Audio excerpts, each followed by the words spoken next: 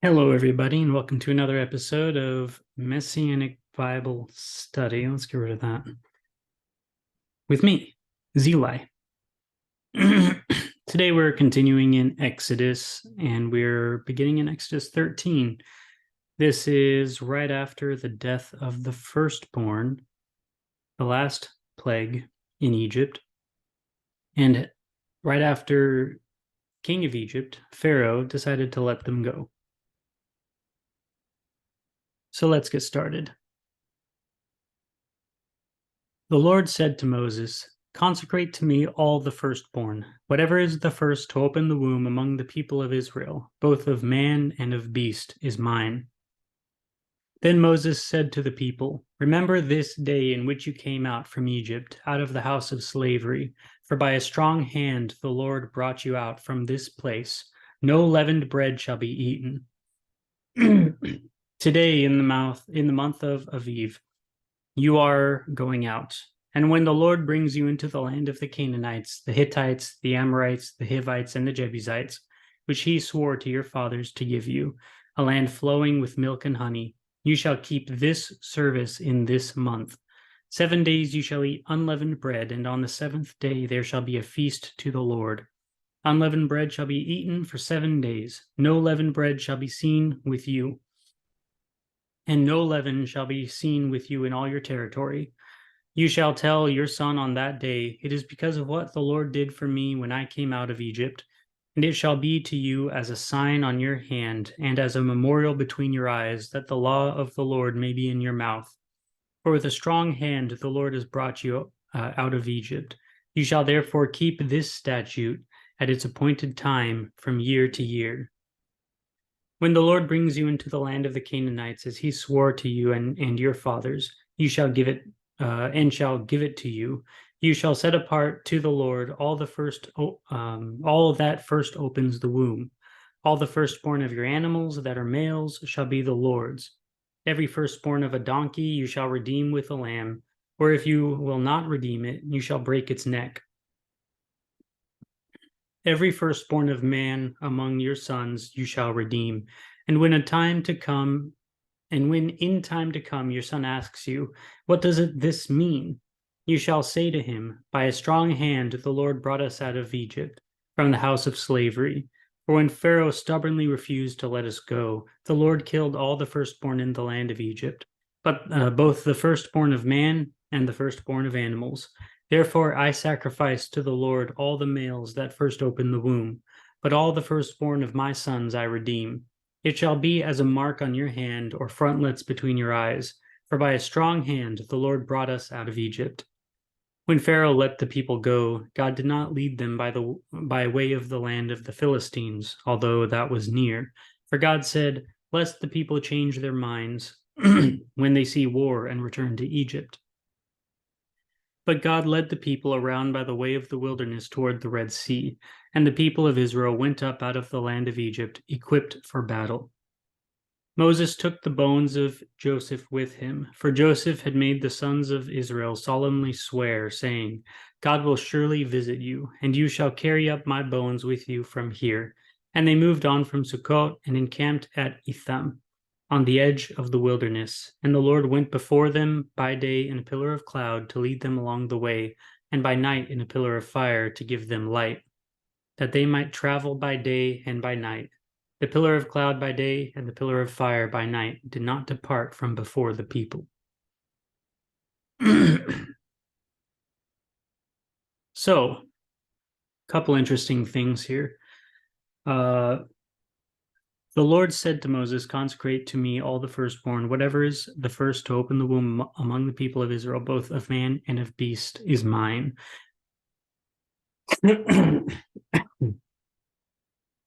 Now, to begin with, this does not mean sacrifice them. And this is something I've heard from atheists because they read Leviticus 27. And they're like, "Pledge the firstborn to me. That's child sacrifice." But it's not. And we'll see in chapters to come when God actually describes what you're supposed to do with a donkey, for instance, an unclean animal, or a son, who both of which you're not supposed to sacrifice, the thing that you do is redeem them with a lamb or with whatever it is that you can. And I forgot the chapter. It's in Leviticus, but we'll get there. And so consecrate to me all the firstborn, whatever is the first to open the womb. And, it's like to sanctify, to make holy. They are consecrated to the Lord. Then Moses said to the people, remember this day in which you came out from Egypt and from the house of slavery. Now, the interesting thing here is every law is contingent. Like, it's all contingent on something. So, like, even the big ones, you shall not murder. Well, that's contingent on,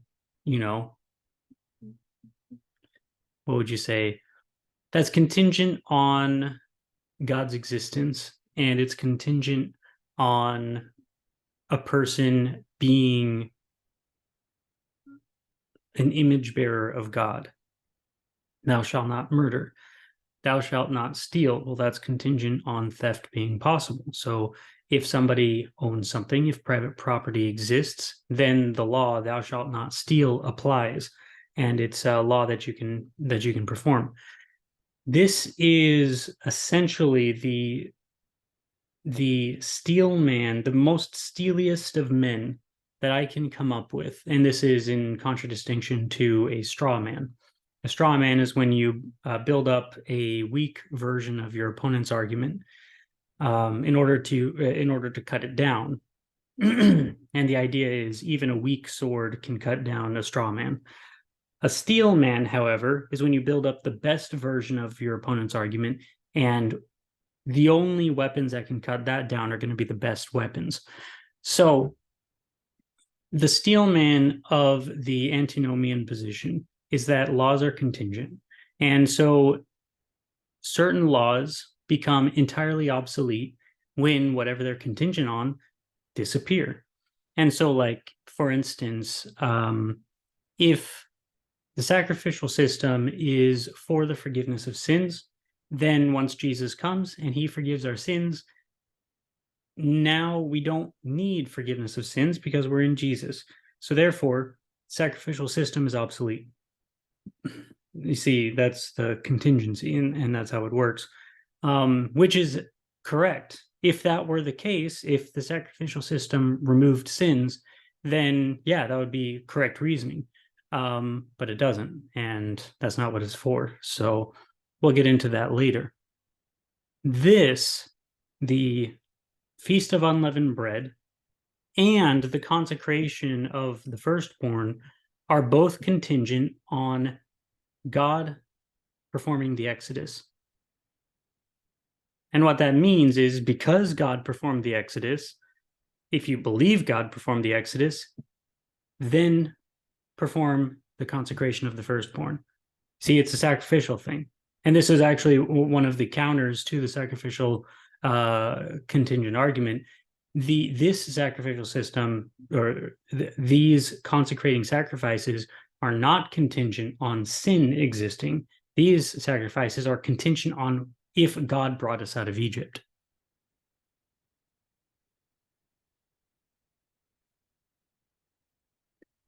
And it says, 7 days you shall eat unleavened bread, and on the seventh day there shall be a feast, and all that sort of stuff. Where does it say it? You shall tell your son on that day, it is because of what the Lord did for me when I came out of Egypt. So why do we eat unleavened bread? Because God did the Exodus. And it shall be to you as a sign on your hand and as a memorial between your eyes. So that's actually interesting. Why do we do tefillin? Because God did the Exodus.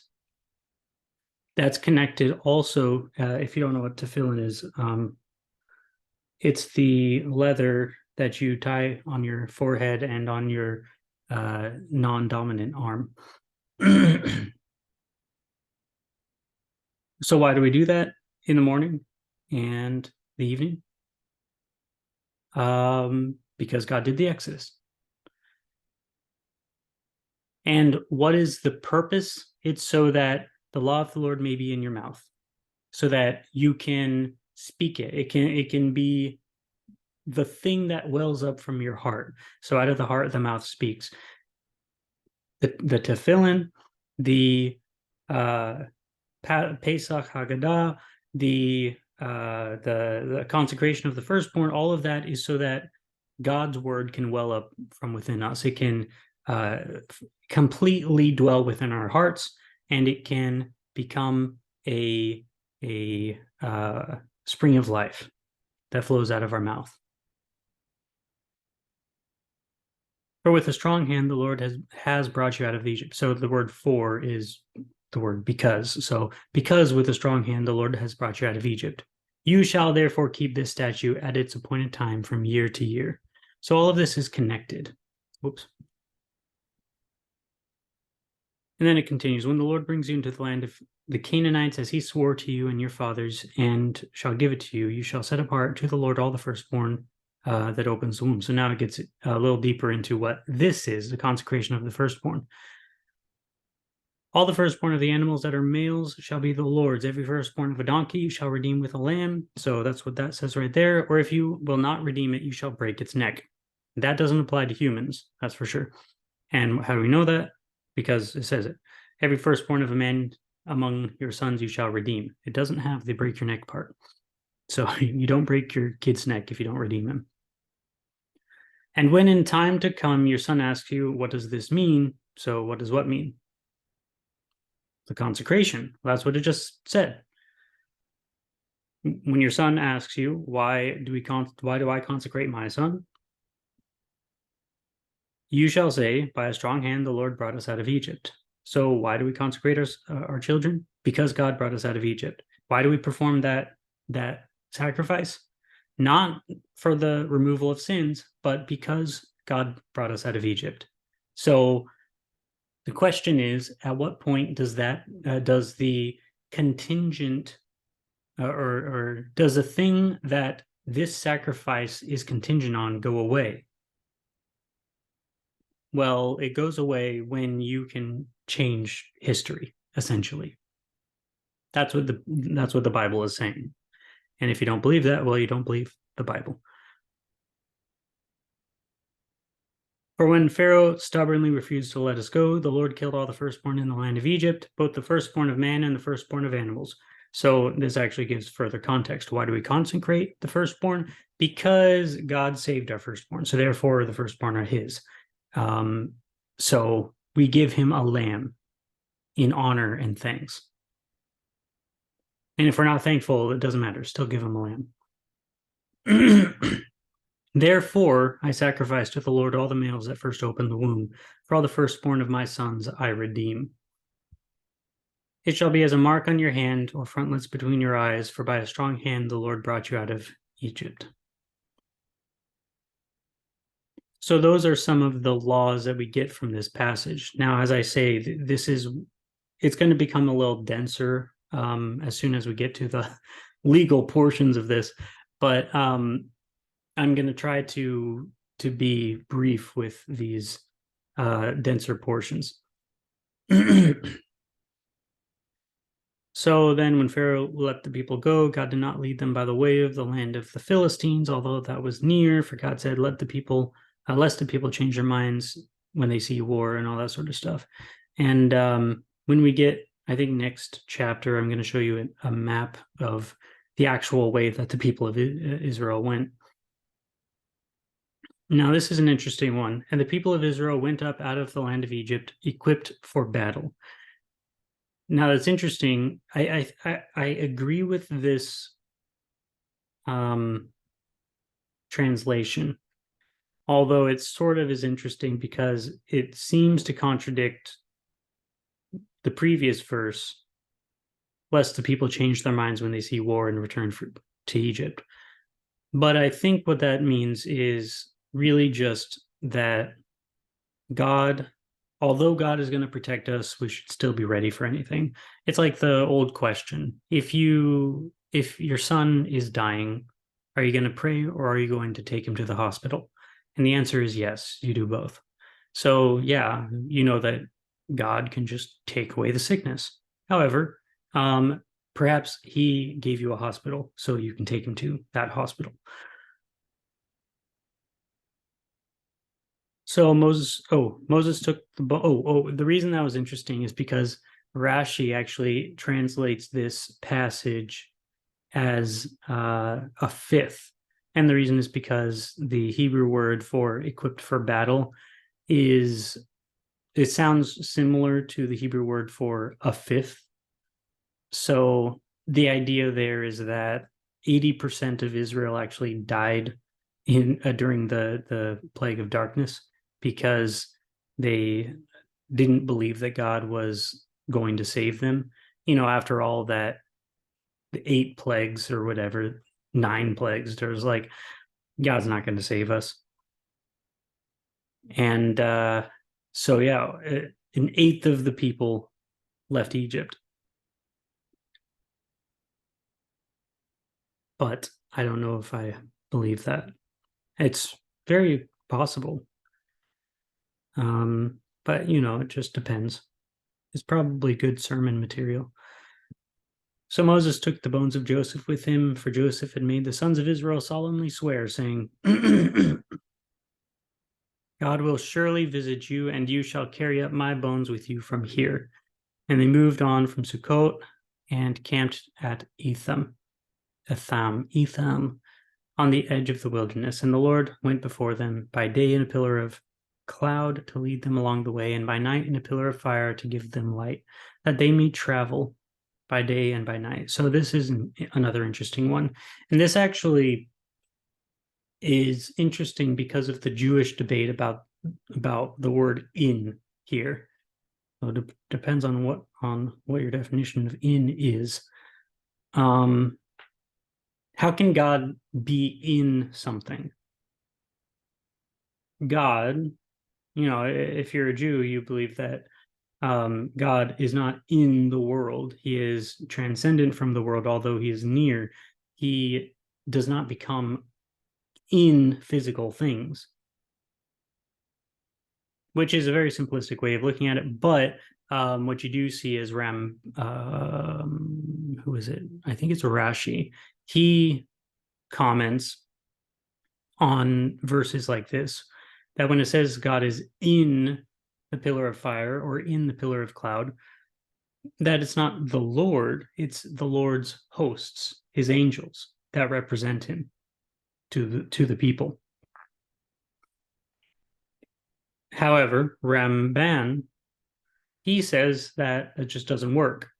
When it says he's in the pillar of fire, it means he is in the pillar of fire. So there's a little bit of a back and forth there. Of course, as Christians, as Messianics, we can say that he is in the pillar of fire. He is, and maybe his hosts are there too. But we know that what the Bible says is the Lord went before them by day in a pillar of cloud. So he's there. And that also means that he can be within physical form. He can be within something physically, which, gets you a little closer to Christian doctrine there. And it's one of the things that I like. It's one of the things that I sort of realized when reading the Jewish commentaries.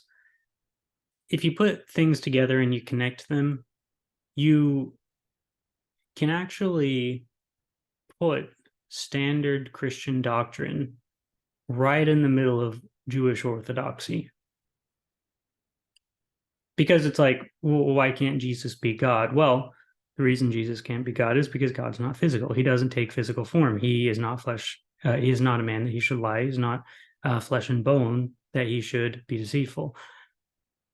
But if God can be in a cloud, well, physically, well, okay, then he can enter into something physically.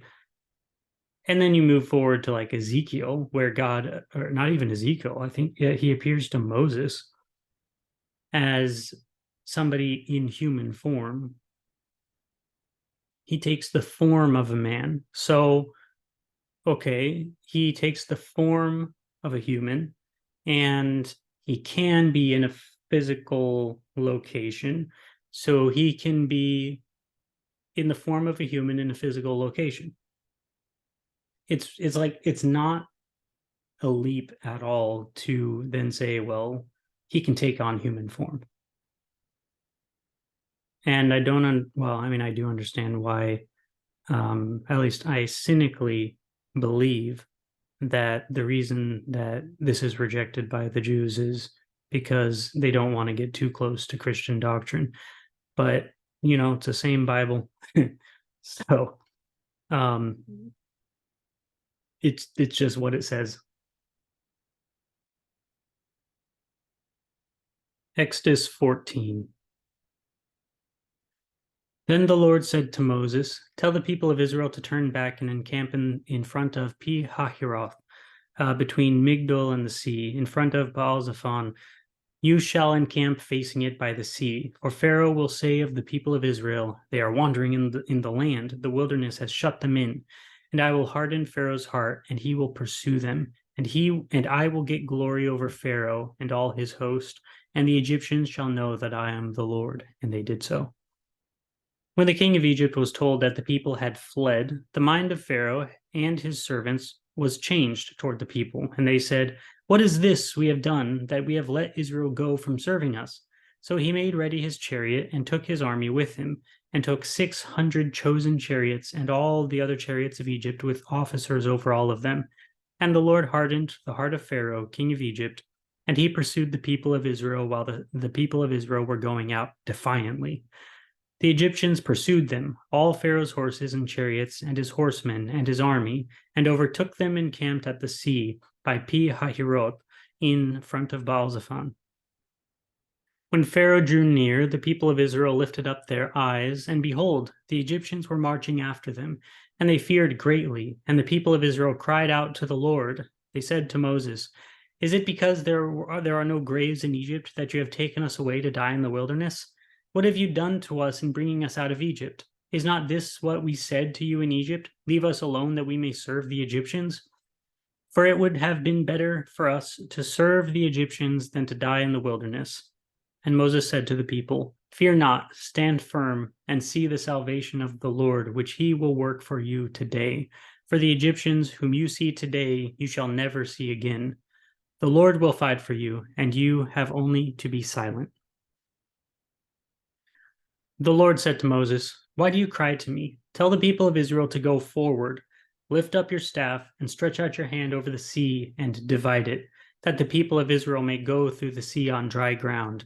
And I will harden the hearts of the Egyptians so that they shall go in after them.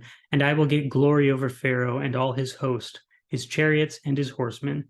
And the Egyptians shall know that I am the Lord, when I have gotten glory over Pharaoh, his chariots and his horsemen. Then the angel of God, who was going before the host of Israel, moved and went behind them, and the pillar of cloud moved from before them and stood behind them, coming between the host of Egypt and the host of Israel. And there was the cloud and the darkness, and it lit up the night. Oh, so it was night, without one coming near the other all night. Then Moses stretched out his hand over the sea, and the Lord drove the sea back by a strong east wind all that night, and made the sea dry land, and the waters were divided. And the people of Israel went into the midst of the sea on dry ground, the waters being a wall to them on their right hand and on their left. The Egyptians pursued and went in after them into the midst of the sea, all Pharaoh's horses, his chariots, and his horsemen. And in the morning watch, the Lord in the pillar of fire and of cloud looked down on the Egyptian forces and threw the Egyptian forces into panic, clogging their chariot wheels so that they drove heavily. And the Egyptians said, let us flee from before Israel, for the Lord fights for them against the Egyptians. Then the Lord said to Moses, stretch out your hand over the sea, that the water may come back upon the Egyptians, upon their chariots and upon their horsemen. So Moses stretched out his hand over the sea, and the sea returned to its normal course when the morning appeared. And as the Egyptians fled into it, the Lord threw the Egyptians into the midst of the sea. The waters returned and covered the chariots and the horsemen of all the host of Pharaoh that had followed them into the sea. Not one of them remained. But the people of Israel walked on dry ground through the sea, the waters being a wall to them on their right hand and on their left. Thus the Lord saved Israel that day from the hand of the Egyptians, and Israel saw the Egyptians dead on the seashore. Israel saw the great power that the Lord used against the Egyptians. So the people feared the Lord, and they believed in the Lord and in his servant Moses. It's funny, I was watching this debate with between the late Rabbi Jonathan Sacks and Richard Dawkins. And it's kind of funny because it sort of demonstrates the confusion and the lack of understanding that a lot of these atheistic, quote unquote, intellectuals have, because they're like, he turns to Jonathan Sacks and he's like, or Rabbi Jonathan Sacks, and he's like, so you believe that the Israelites literally crossed the Red Sea, right? That's preposterous. That can't happen. And you're just like, okay, yeah, that's kind of the point.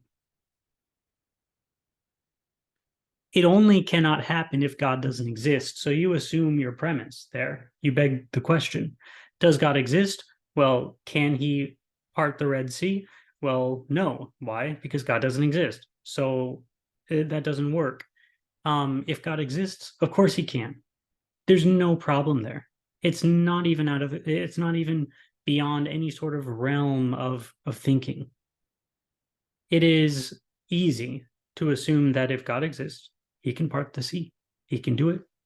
And that's kind of the miracle here, because I've seen the models where you sort of try to prove that there's this land bridge that if you get 60-mile-an-hour wind, it sort of stops the sea and all that sort of stuff. And in the models, what happens is you have this land bridge here, and then you have there's like it's like a, not waterfall, but it's close to the end of the Red Sea. And as it goes into I don't want to get it wrong, not going into, because it flows from south to north into the Mediterranean.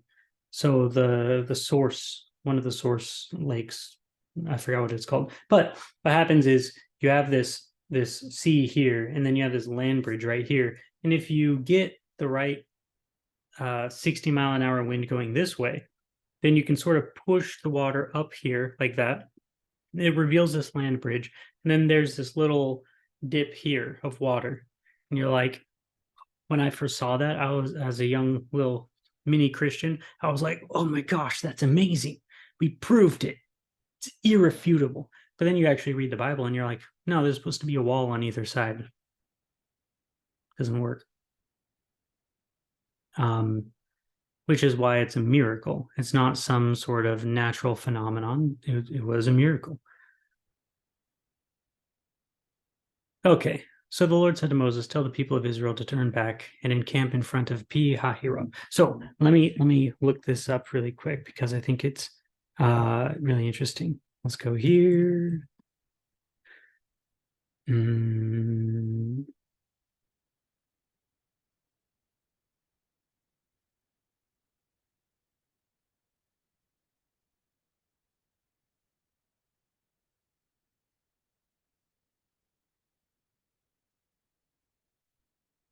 I suppose, where would it be? This might be it. Yeah, so we assume that going from Ramses to Sukkot to Migdol would be right around here is where they might cross.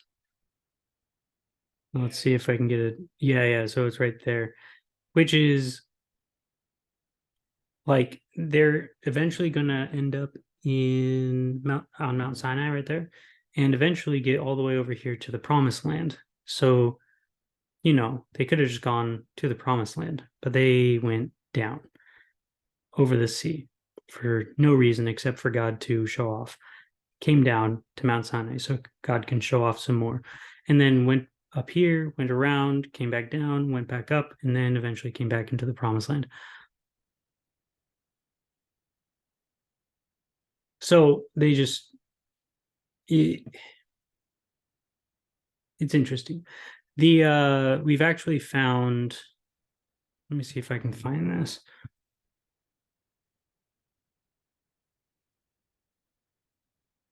We found this pillar.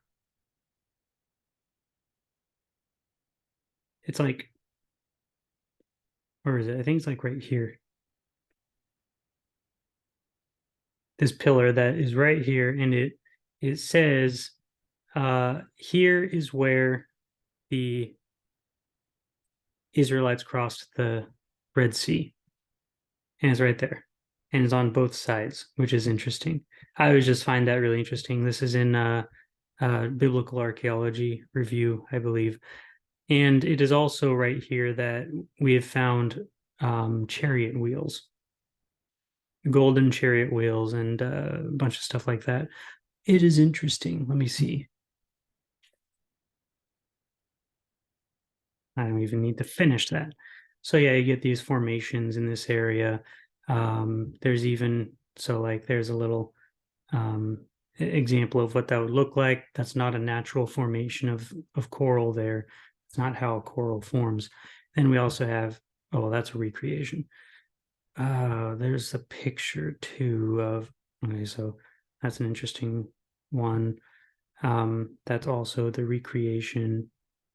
Here's another one, of course, that's highlighted, which is what you do all the time in this sort of stuff. I think this is the one. A picture of, whoop, no, that's wrong. It's a picture, supposedly, and no, I haven't been there, but I don't see it as particularly difficult. But it's a four-spoked chariot wheel, which puts it further back, closer to the 1500 BC era, because in parts of the New Kingdom, especially afterwards, is when they started having a six-spoked chariot wheel. This one right here is what they looked like after the time of Moses. But during the time of Moses, they had four-spoked chariot wheels, according to my recollection. But you know, this one actually has six spokes, so maybe I'm wrong about that. But anyway, it's interesting. And just to look at the archaeological stuff, it's one of my fascinations. But anyway, so they encamped in front of Pi Hahiroth, between Migdol and the sea. And Pharaoh said to the people, they are wandering in the land. The wilderness has shut them in, and I will harden Pharaoh's heart, and he will pursue them, and I will get glory over Pharaoh and all his hosts, and the Egyptians shall know that I am the Lord. Why should the Egyptians know that I am the Lord? Well, the reason is because there are a bunch of Egyptians in Israel at this point. The Egyptians that will know that I am the Lord are the Egyptians that went with Israel and exited the land. They already know that God is one of the gods, and he's probably greater than the Egyptian gods. But, you know, they probably need a little more convincing. When the king of Egypt was told that the people had fled, now that's one of those verses that you look at it, you read it, and you're like, when he found out they fled. But that's kind of the whole point of, you know, the previous 10 chapters. When he found out they fled, what does that mean? The reason, and this is actually a Jewish tradition, the reason is because he thought they were going to be gone 3 days. They would leave, go 3 days journey into the wilderness, and come back. This is what Moses has consistently been saying. Let's go a 3 days journey into the wilderness. We'll come back. Well, he didn't say we're going to come back, but that's kind of what you would assume if you were Pharaoh at this time. You see, this is the funny thing. Pharaoh, this entire time, it cost him his own son's life, was not willing to give them a 3-day break from their slavery. That's what he thought. He wasn't thinking he was freeing the slaves here. He thought he was giving them a little bit of a sabbatical to go for 3 days, worship their God, and then come back. So when Pharaoh learned that they had fled, he's like, they're not coming back. Well, what do? The mind of Pharaoh and his servants were changed towards the people, and they said, what is this we have done that we have let Israel go from serving us? So he made ready his chariot and took his army with him, and took 600 chosen chariots and all the other chariots of Egypt, with officers over all of them. And there's a Jewish tradition also that Dathan and Abiram, I think that was it. I had it pulled up actually just now. Whoa.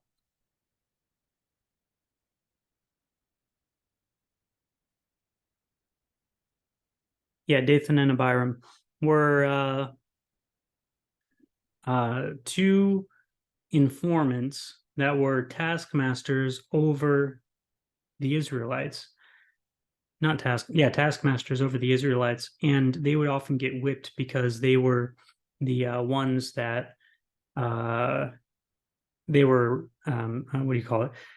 Representing the people to the Egyptian whippersnappers.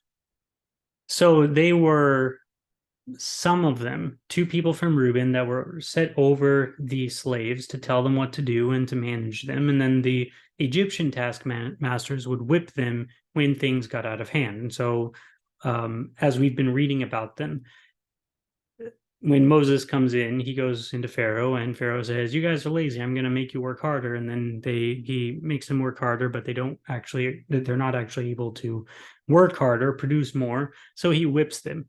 The idea in this Jewish tradition is that these were the Dathan and Abiram were part of this. You go back further, and Moses. This is actually really interesting.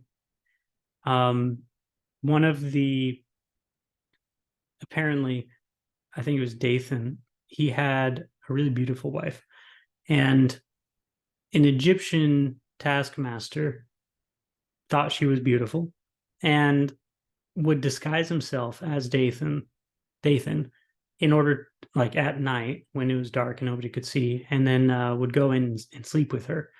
And so when we get to this Egyptian beating a slave, the reason is because Dathan finds out about this and then goes and confronts this Egyptian, and then the Egyptian's like, well, I'm just going to beat you then.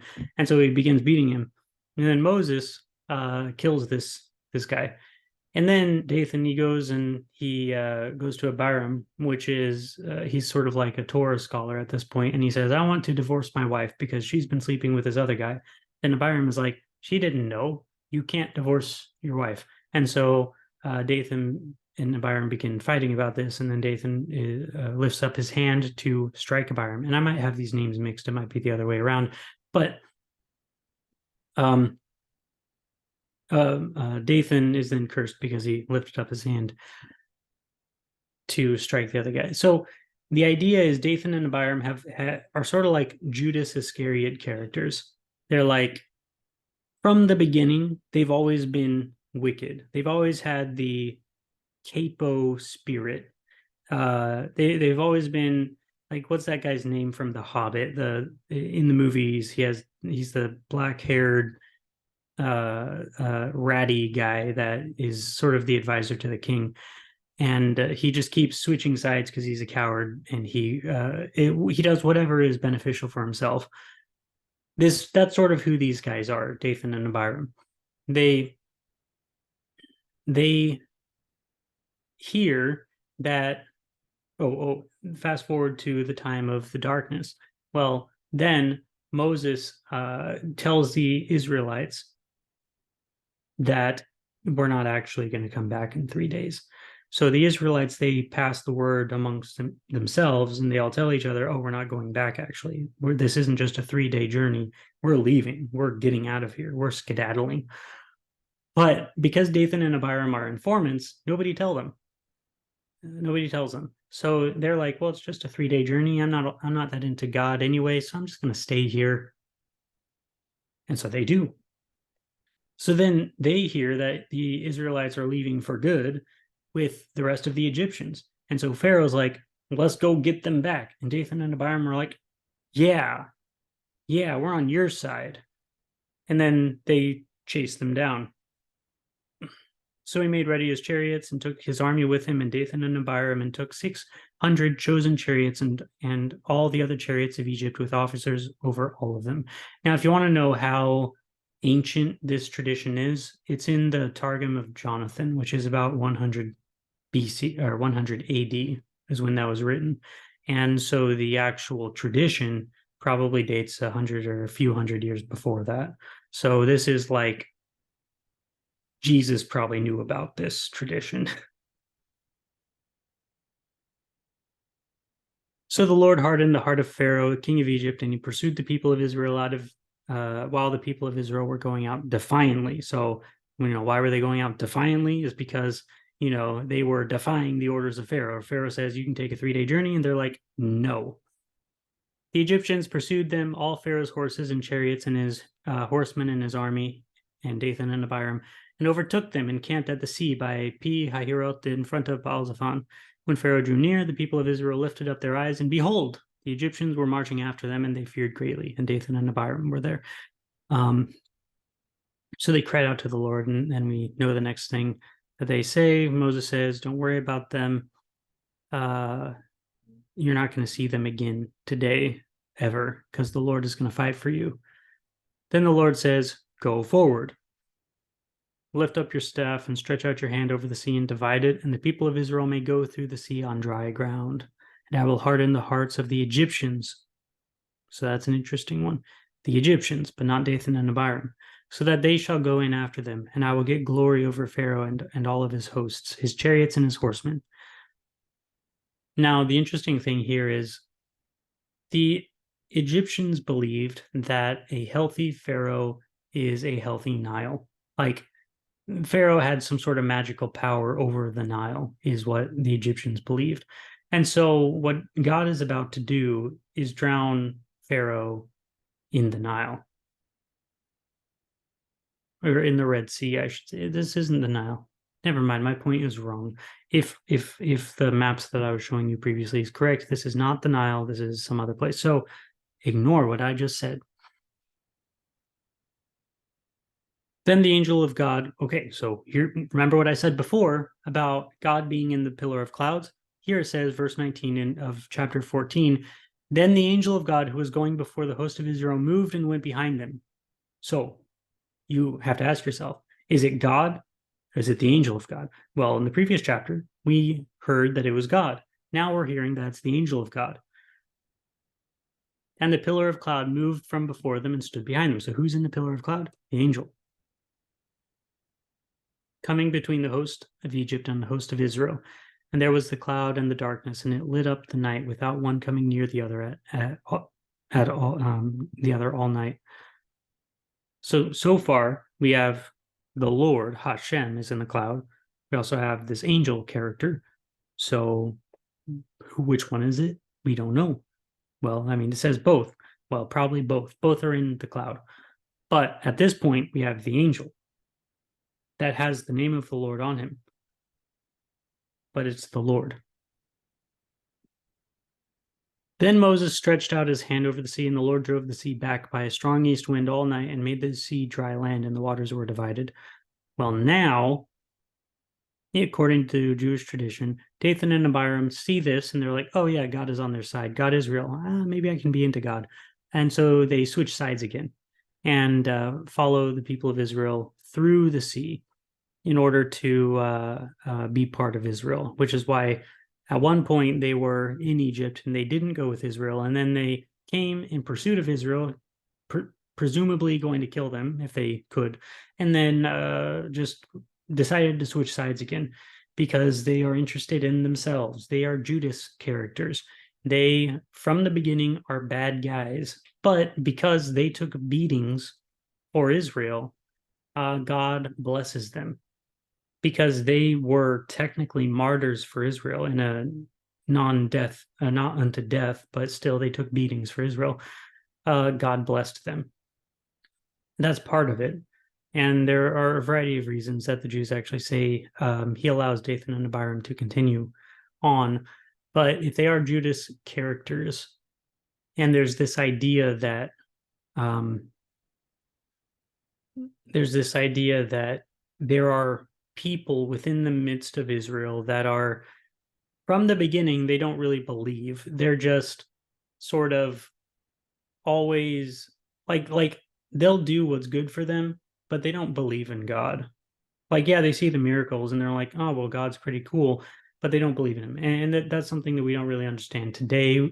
You can know God exists, but not believe in him. James 2:14, you even the demons believe and they tremble. And the idea is, just because you have an intellectual understanding or an intellectual belief that God exists does not mean that you're aligned with him, does not mean you're in covenant. Well, they were actually in covenant with God, but it does not mean that you cannot lose that you being really for yourself are false and will be judged in the end. Now, the interesting thing here is Dathan and Abiram, they are part of the assembly that says we will obey God, and they enter into a covenant with God. And this is ultimately to their detriment because in the future, they die because they rebel against God's anointed, Moses and Aaron.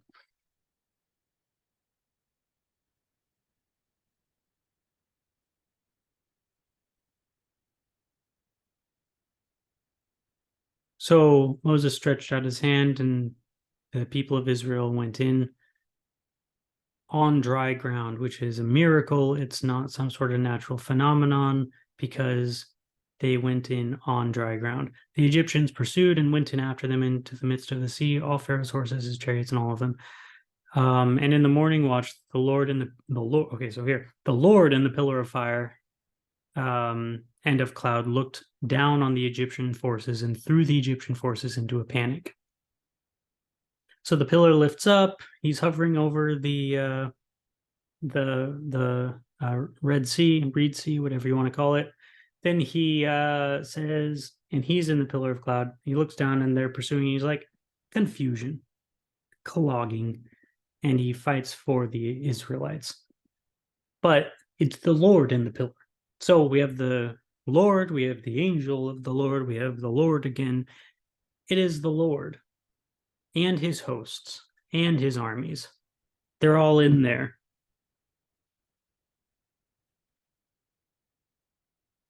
Then the Lord said to Moses, stretch out your hand over the sea and the water, that the water may come back upon the Egyptians, upon their chariots, and upon their horsemen. So Moses stretched out his hand over the sea, and the sea returned to its normal course when the morning appeared. And as the Egyptians fled into it, the Lord threw the Egyptians into the midst of the sea. The waters returned and covered the chariots and the horsemen of all the host of Pharaoh that had followed them into the sea. Not one of them remained. But the people of Israel walked on dry ground through the sea, the waters being a wall to them on their right hand and on their left. So this is sort of like a summary of what just happened. Thus the Lord saved Israel that day from the hand of the Egyptians, and Israel saw the Egyptians dead on the seashore. So, they washed up on the seashore.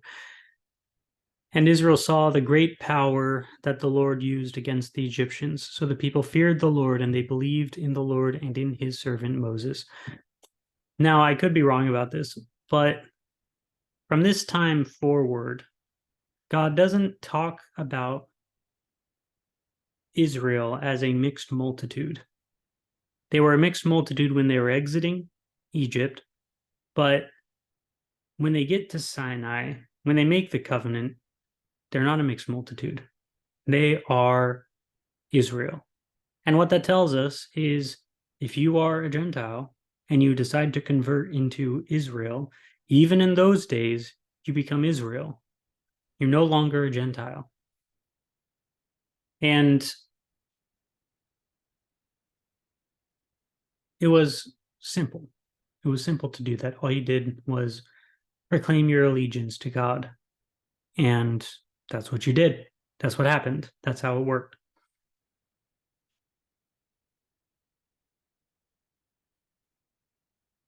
chapter 15. The Song of Moses.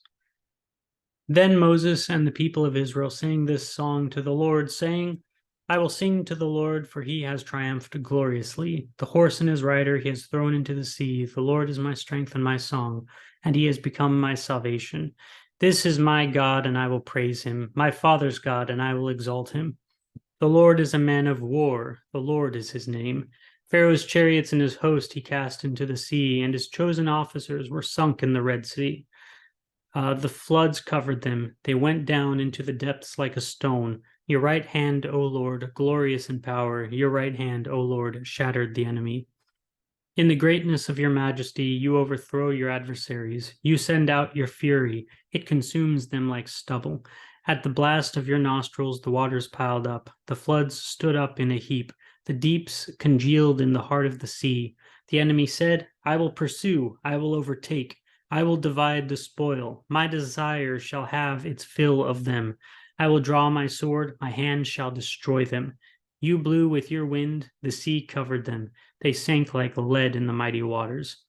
Who is like you, O Lord, among the gods? Who is like you, majestic in holiness, awesome in glorious deeds, doing wonders? You stretched out your right hand, the earth swallowed them. You have led in your steadfast love the people whom you have redeemed. You have guided them by your strength to your holy abode. The peoples have heard, they tremble. Pangs have seized the inhabitants of Philistia. Now are the chiefs of Edom dismayed. Trembling seizes the leaders of Moab. All the inhabitants of Canaan have melted away. Terror and dread fall upon them. Because of the greatness of your arm, they are still as a stone, till your people, O Lord, pass by, till the people pass by whom you have purchased. You will bring them in and plant them on your own mountain, the place, O Lord, which you have made for your abode, the sanctuary, O Lord, which your hands have established. The Lord will reign forever and ever. For when the horses of Pharaoh with his chariots and his horsemen went into the sea, the Lord brought back the waters of the sea upon them. But the people of Israel walked on dry ground in the midst of the sea. Then Miriam the prophetess, the sister of Aaron, took a tambourine in her hand, and all the women went out after her with tambourines and dancing. And Miriam sang to them, Sing to the Lord, for he has triumphed gloriously. The horse and his rider he has thrown into the sea. Then Moses made Israel set out from the Red Sea, and they went into the wilderness of Shur. They went 3 days in the wilderness and found no water. When they came to Marah, they could not drink the water of Marah because it was bitter. Therefore it was named Marah. And the people grumbled against Moses, saying, What shall we drink? And he cried to the Lord, and the Lord showed him a log. And he threw it into the water, and the water became sweet. There the Lord made for them a statute and a rule, and there he tested them, saying, If you diligently listen to the voice of the Lord your God, and do that which is right in his eyes, and give ear to his commandments, and keep all his statutes, I will put none of the diseases on you that I put on the Egyptians, for I am the Lord your healer. Then they came to Elim, where there were 12 springs of water and 70 palm trees, and they encamped there by the water.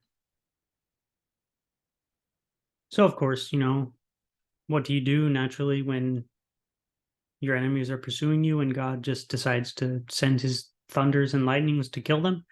You break out into song. So he has triumphed gloriously. The horse and rider he is thrown into the sea. The Lord is my strength and my song, and he has become my salvation. So, of course, our salvation is the Lord. He's the one who saves us both physically and spiritually.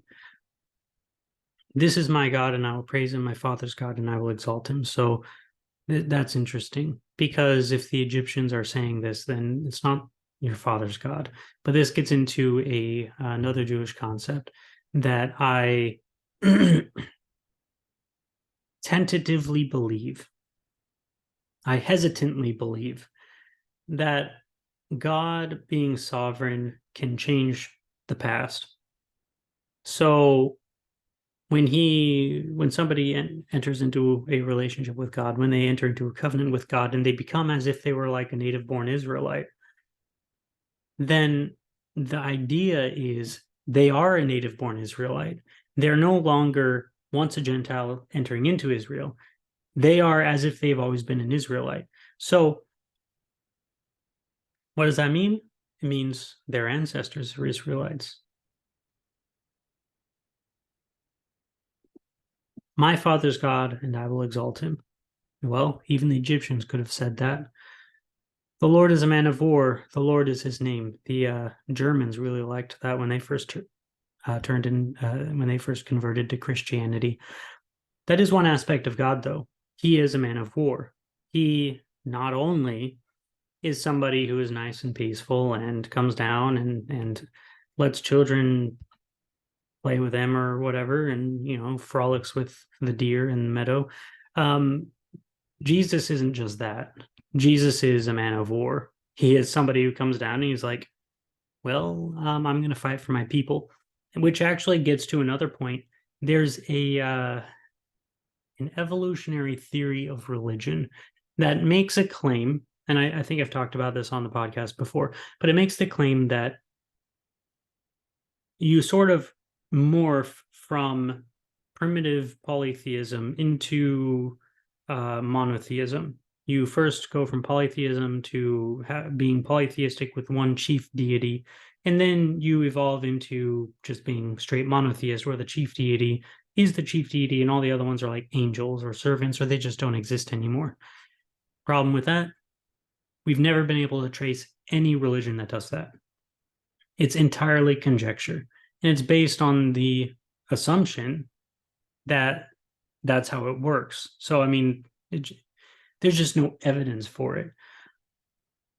But another thing is, a lot of these people who try to make this claim, they look at different Canaanite deities and they're like, oh, well, God describes himself as like a fiery furnace. So he is like Baal, who was like a fiery furnace. He was a furnace god, a fire god, or whatever. Or like they'll look at Ninurta, who's a hunter god, and God's like, I'm a man of war, so he's like Ninurta or whatever.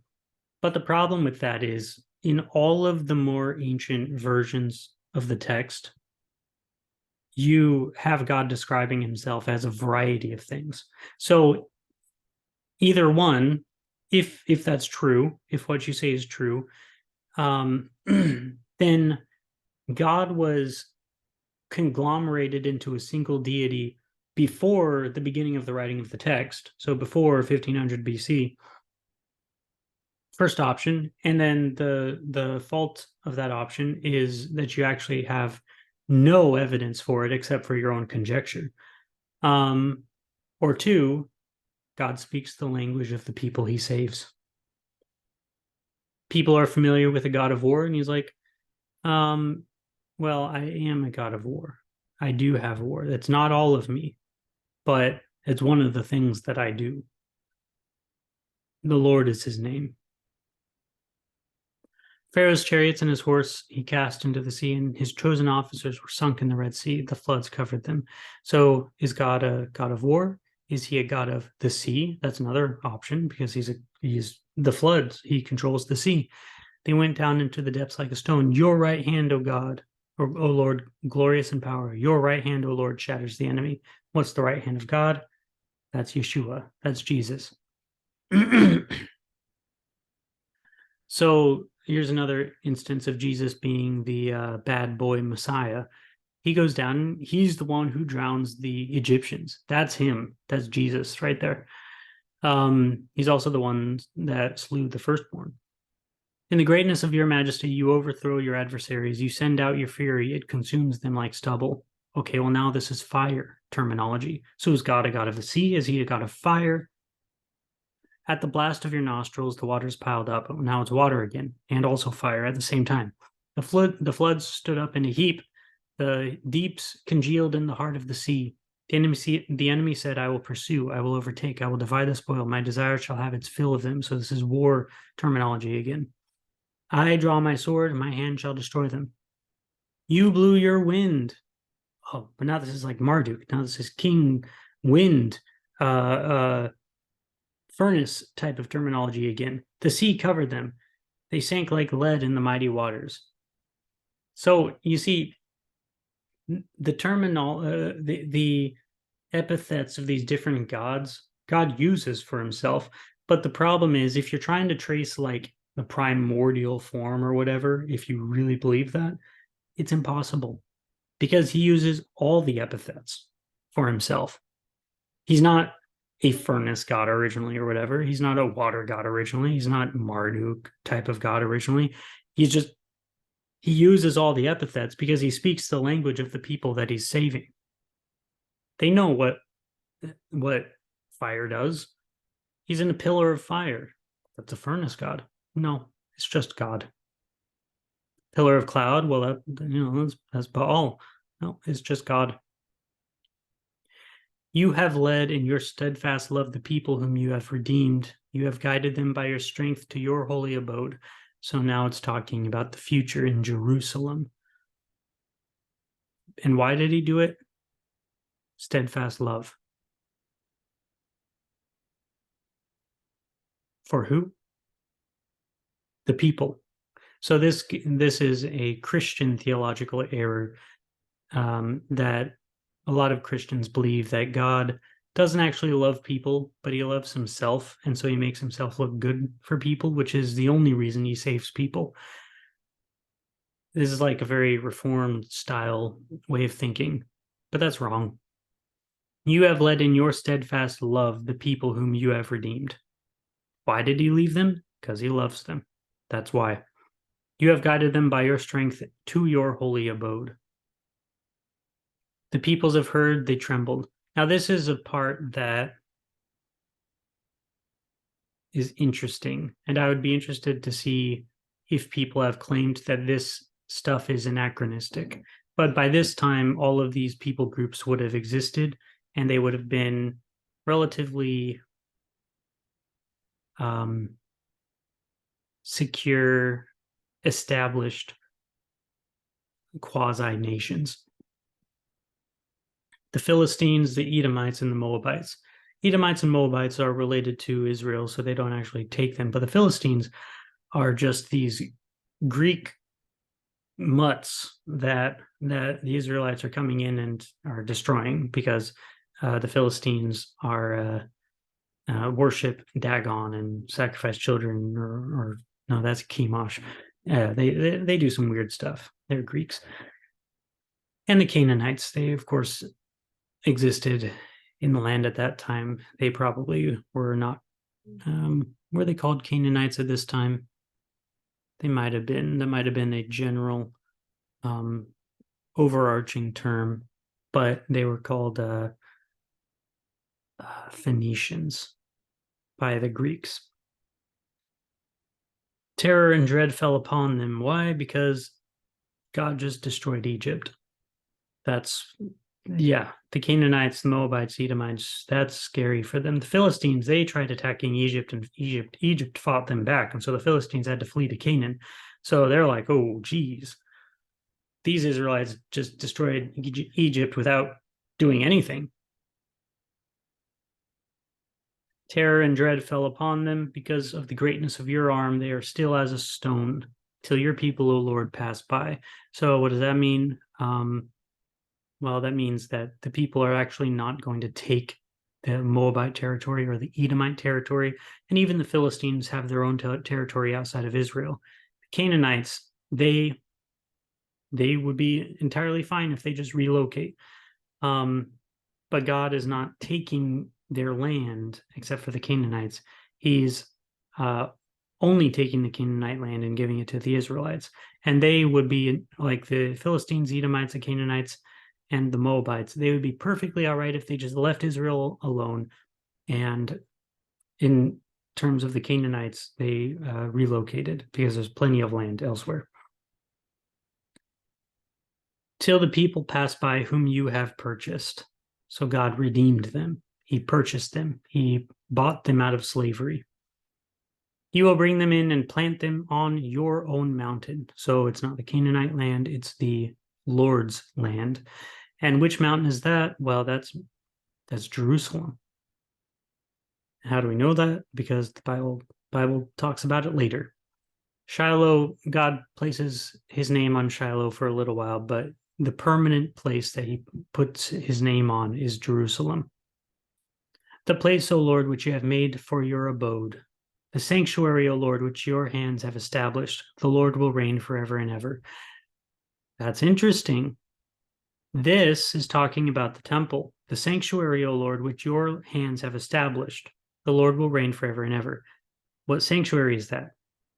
God's established sanctuary is the temple. The tabernacle is a transient place. It's a tent. You can bring it from one place to another. But God's sanctuary, which he has established, is the temple. So even here you have the idea of the temple in the text, it's not just David. It's not just God saying, when did I ever ask for a temple? Well, right here, actually, is when you did. But the idea is David's not going to build it. It's going to be God who builds it. He's the one who builds the temple, not David, not Solomon. Solomon might be the hands, but it's God who builds it. God is the one who established David. God's the one who established Solomon and gave him rest. And God is the one who gave him the ability to build it. Solomon merely obeyed. But it's God's temple, and he's the one who made it.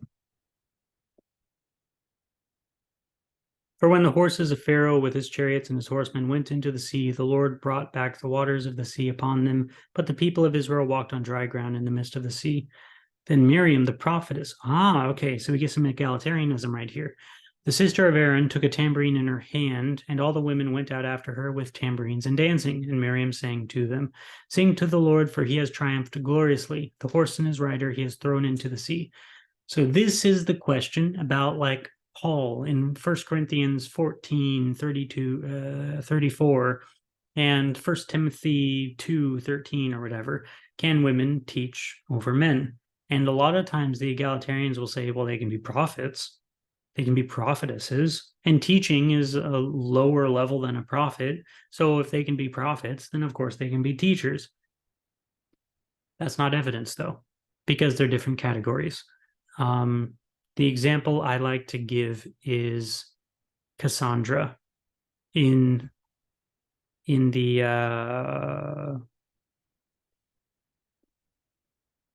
Agamemnon, the play. Cassandra is a prophetess, but she's also a slave. She actually has no authority over people, even though she's a prophetess. The idea that just because you're a prophetess means you have some outsized authority is not true. Now, Miriam does have authority, very priestly-like authority, but she is not, but it is not because she's a prophetess. It's because God chose her. But what that does tell us is women can have places of authority. Now, this is the egalitarian side of me. I'm a soft complementarian, but I think that if you say that women can't have authority in God's world, I think you're just wrong. Miriam has authority, and she's even counted similarly to Aaron and the Levitical priests, but she's not a Levitical priest. She is a teacher among Levites, because all the Levites were technically considered teachers.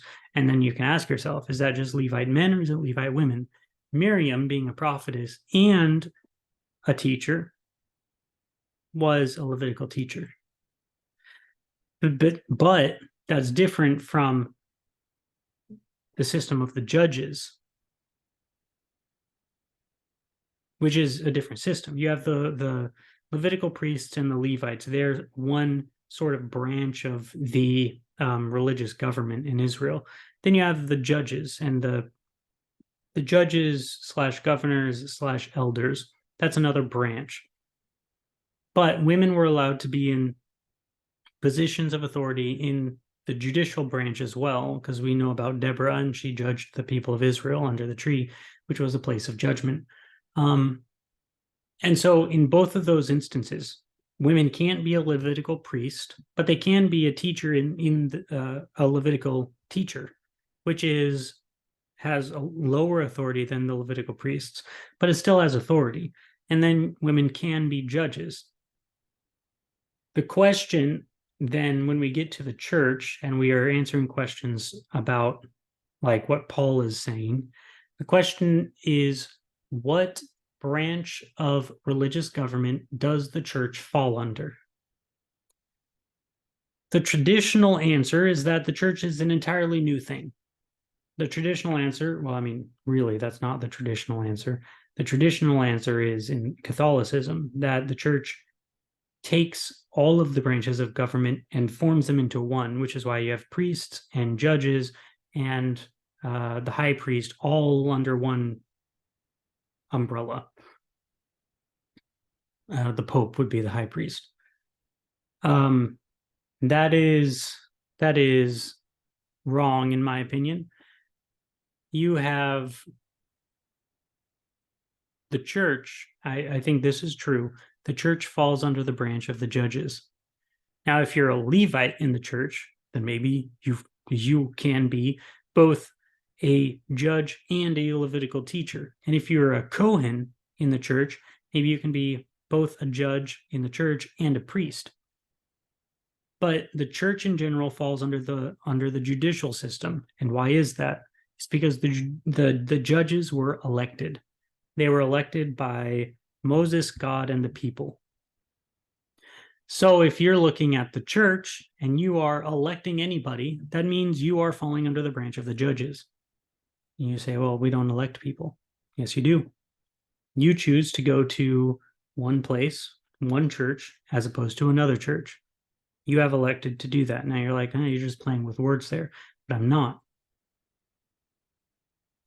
If you are choosing to go there, then you have elected that person to be your judge, to be your pastor, to be the person over you, giving you spiritual oversight. That's election right there. If that's not, then but what you call it is voting with your feet. Still voting. But what that means is, given the judicial or given the civic structures in Israel, which ones, where does the church fall under? And the idea is, if you're electing your judges, if you're electing your spiritual leaders, then it is the judicial branch that you are electing them into. So your local pastor would fall in the same category as Deborah, the same category as Dathan and Abiram, or the elders of Israel, or the Sanhedrin. That's the judicial branch, and that's where the judges fall under, and that's where your local church leader falls under. And so the question is, can women be ministers in that area? Well, if we're only going off of what the Bible says in the Old Testament, yeah, they can. Is it normal? No, it's not really normal. Is it something that is it open though? It seems like it in the Old Testament. What about in the New Testament? Well, we're not there yet. I did a video on this where I looked at some of the New Testament passages. I unfortunately did it quickly, and I don't think I gave each passage the attention it deserves. But when we get there, then we'll get there. God willing, I will survive long enough to do the whole Bible. And maybe I could even begin doing a couple more times a week, because that would be fun. Then Moses made Israel set out from the Red Sea, and they went into the wilderness of Shur. They went 3 days into the wilderness and found no water. So, God just saves them and from their enemies by a water miracle. Then they find no water, and they're like, Moses, why did you take us into the wilderness to die? Well, they didn't really say that. They just said, what shall we drink? And but they grumbled against Moses. So grumbling against Moses is a negative action, and it's something that God hates. Which, if you're a Christian and you grumble against Moses, you read what Moses has to say, and you're like, Moses was just some legalist or whatever. That's grumbling against Moses, and God hates that. So stop it. So Moses cried to the Lord, and the Lord showed him a log, and he threw it into the water, and the water became sweet. There the Lord made for them a statute and a rule, and there he tested them, saying, if you will diligently listen to the voice of the Lord your God, and do that which is right in his eyes, and give ear to his commandments, and keep all his statutes, I will put none of the diseases on you that I put on the Egyptians, for I am the Lord your healer. So that is, if you don't break my house rules, then I won't have to punish you. Now notice the active way that that's said. I will put none of the diseases on you. That is, if the diseases are coming on you, I chose for that to happen. It's not random. If you are a believer, if you believe in the Bible, if you believe in the God in the Bible, and the diseases of Egypt are coming on you, well, it's not random. But God decided to do that for one reason or another. Perhaps it's because you sinned, perhaps it's because Christianity has sinned, or God's people have sinned, or perhaps it is to test you, like Job. But regardless, none of it is because God was like looking the other way and was like, then looked back and you were suffering. He was like, oh no. But it's because he decided to do that. And so pray, seek his favor. Then when they came to Elim, where there were 12 springs of water and 70 palm trees, and they encamped there by the water, which is nice. I think I would just stay there at that point. 12 springs of water and 70 palm trees. Whew. Of course, those are perfect numbers. They're ideal numbers, I should say. 12 springs of water and 70 palm trees. I hate to conjecture, but if I were to guess, this would be referring to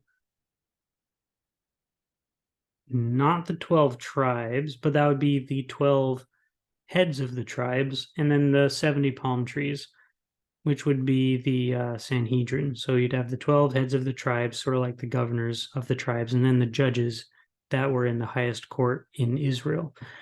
The reason I say that is because this passage is in here not just to give us a marker that, that spring of water isn't there anymore. So it's not there for any reason. This passage is not there for any reason unless it is to tell us something else in addition to whatever the place is that they were in. And it is when God gives the miracle, when he turns the bitter water of groaning into sweet water, and gives you the command, and you obey the command, then he places the 12 springs of water. Psalm 1, the man who obeys, dwells on the law of the Lord will be like a tree planted firmly by rivers of water. There will be 12 of them. There will be 12 righteous men who can lead righteously. And then there will be 70 palm trees. Like the Garden of Eden, they will lead righteously and judge rightly. And then they will have rest. And with that, I'm going to close out. I hope you have a great week and be blessed. If you have any questions, comments, or concerns, you can post them down there. And if you don't mind, if you could just leave a like and comment and subscribe, then that would make me very happy. Have a good day.